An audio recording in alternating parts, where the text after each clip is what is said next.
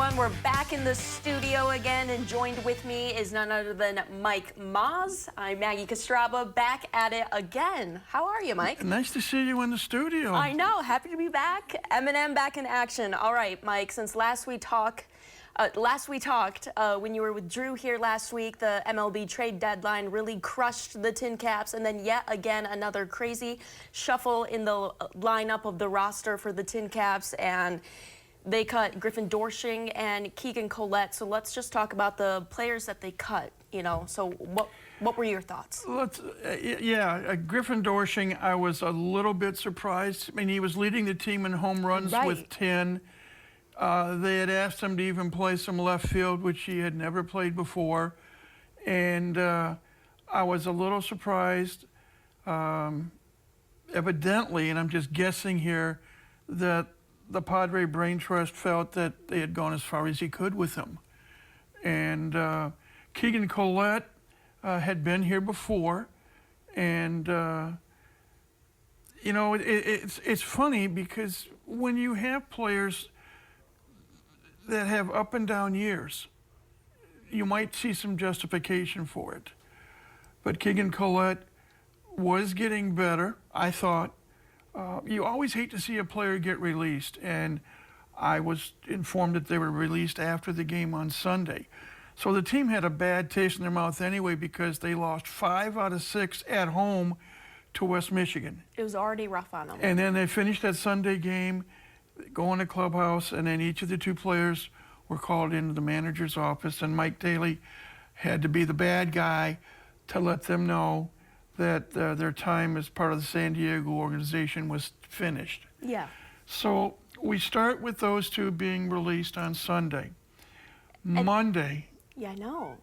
Then the jigsaw puzzle really came into play because there were 5 players promoted from Fort Wayne to AA San Antonio. So that's always bittersweet. We talked about that before we hit the studio. Anthony Villar, we have Romeo Sanabria to the AA, and Geraldo. So what was that like? Bittersweet for the team to see them leave, but how special? Yeah, the other players initially, Sam Whiting, who was the Sunday starting pitcher. Right. You mentioned Bradley Rodriguez, left-hander Jackson Smeltz, and you mentioned Anthony Villar, who I've said many times on the air, if I had to vote for team most valuable player, he would get my vote.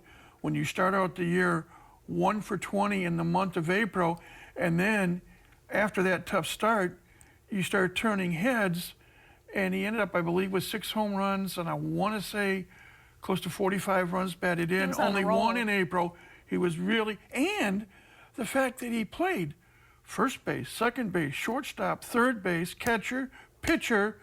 I believe he played 1 game in left field. So he can play almost any place. And selfishly, I was half hoping had he stayed here that maybe there might have been a game where he could have played 1 inning at each position. But that's just me. Yeah. But he really deserved it. You start thinking about Romeo Sanabria.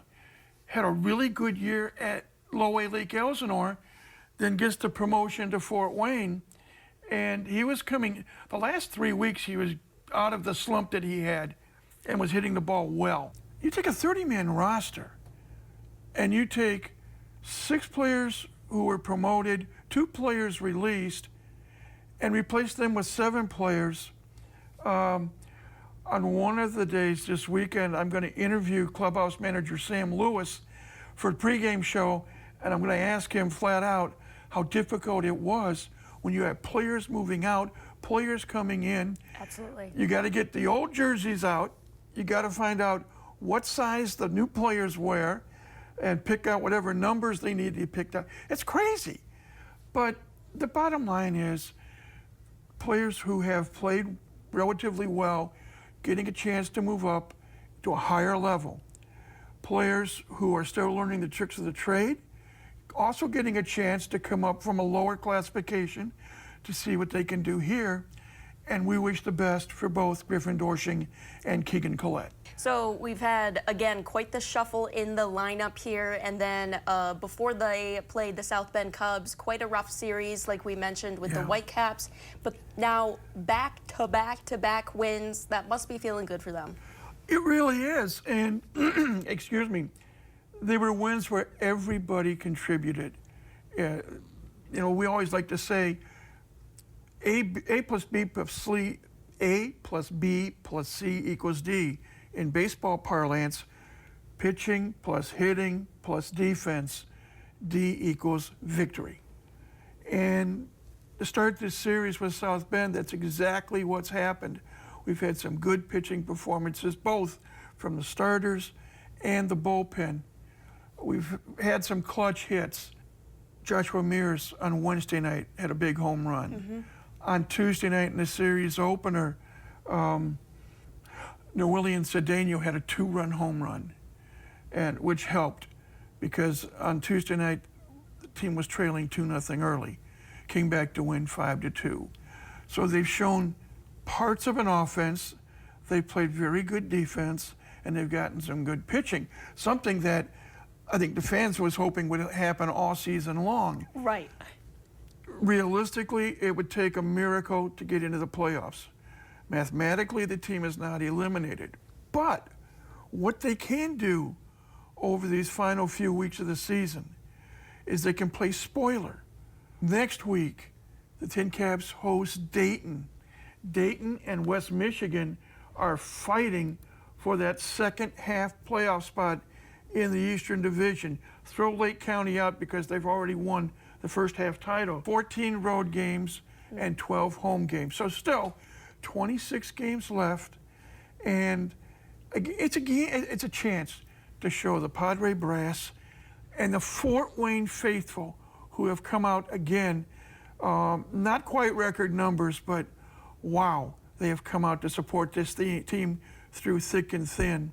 And so these players have the chance to at least hopefully have some people go home at night with a smile on their face. Yes, absolutely. That's a great way to end it, Mike. And yeah, looking forward to it. Cubs, this is a really great series against them, and hoping for the best as the season comes to a close. It's coming up quick. But we have a few more chances to get together between now and then. I know. I'm hoping, fingers crossed, all things good. So again, I know. Thank you so much, Mike. And with that, we come to a close on another edition of TinChattin.